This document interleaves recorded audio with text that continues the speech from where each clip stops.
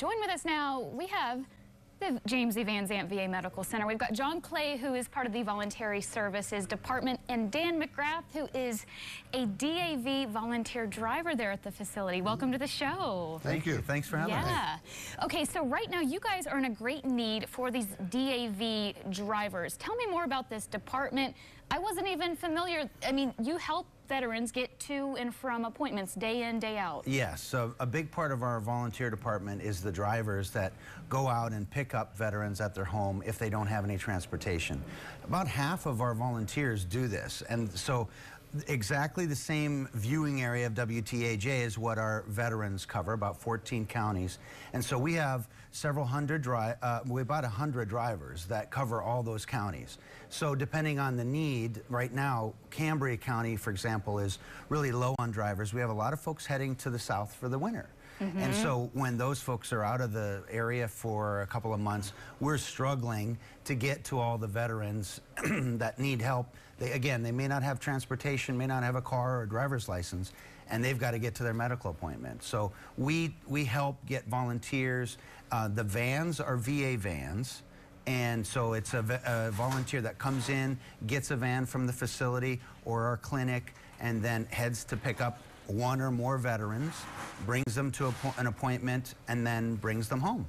So it's crucial. There's so many veterans in our area. You know, we're looking at 30,000 we're trying to serve at the VA, and so many of them, especially with gas prices or the economy, they don't have a way of getting to their medical appointments. So we really have to be there to help. Yeah, you guys come on the show quite often talking about all the different programs, the different departments, and ways that, you know, resources that veterans have access to through the VA. And this is just one of the many benefits that they have available to them. And what an opportunity for the volunteer to get, you know, something out of it, to have that time with someone who served our country. Yeah, I wanted to thank Dan. Dan's been volunteering for 7 years or so, right through the pandemic. That was a difficult time. Yeah. And now to stick with it, to rely on Dan to be able to come in. And I wanted to ask Dan a little bit about his time, or for you to do that. Yeah, Dan. It's interesting. It's a great way of giving back for me. A typical day, last week I had one person. Yesterday I had 8. Okay. I mean, I started at 6 in the morning and I finished at 12:30. That was a busy day. So not every day is the same. Not every day is the same. Yeah, every day is different. And it's so interesting. Listen to the stories from the vets.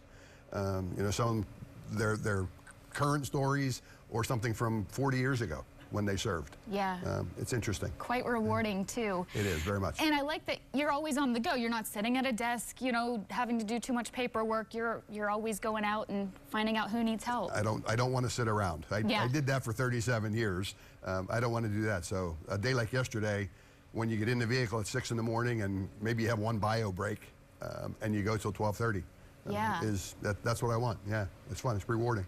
How does this work as far as somebody enrolling? What's the process like that, for that? They just call the VA and say they'd like to be a volunteer, and especially say if you'd like to be a driver, a DAV driver, and we generally ask that if you'd like to consider that. Then we just get them started with the paperwork to be a general volunteer, and then there's some extra paperwork to be a driver, which has to be a physical and some background information about whether you're basically able to be on the road. Yeah. And that's part of it, to make sure that our drivers go through a physical every year, that they're good to be on the road and healthy. And that's actually a great part too, is that we really value the health of our drivers, and we don't want you to drive when the weather is horrible. We don't want you to come in when you're sick. We're going to need enough drivers and volunteers to shuffle so that you don't have to feel forced, you know, because our drivers are so dedicated. Again, 6 in the morning, freezing cold, trying to go out and pick up veterans who may not be the happiest. Maybe they're coming in for a pretty challenging day themselves. And so our volunteers to be that great spirit, it's amazing how long they stay with us, because they just say how much it gives back to them.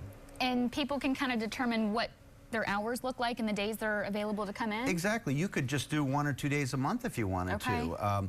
We tend to have people that have a day of the week that they like, or maybe 2 days of the week that they like. And what'll happen is we'll call them to let them know if there's veterans to pick up. So it's not a guarantee every time, as Dan was saying. one day you might have one person and then 8. And so that's kind of exciting too, to know, how am I going to juggle that? Do I take a crew and then come back, or do I make 2 trips? And we help you with that. It's every day is different and exciting and rewarding, and it's a lot of fun. Yeah, and if someone's out there watching, they're thinking, hey, I've got some free time. Maybe this is something that I could do, you know, to give back. Dan, what would you say? Why do you recommend, you know, people try something like this? When I was working, I was probably working 50 hours a week. When I retired, I've got 50 hours now that I've got to fill. I do Wednesdays. I'm a Wednesday driver. I usually know on Monday or Tuesday what my schedule is going to be, whether I'm going to have 1 or whether I'm going to have 8. And you map it out yourself. You know, if I have to go to Tyrone today or if I have to go to Martinsburg, I drive for Blair County.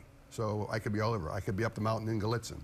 And if I need a day off, I tell them ahead of time, I can't drive next Wednesday. They find one of the subs to cover for me. Yeah. Mm-hmm. That's amazing. And they also ask me, I'll get a text, can you drive tomorrow?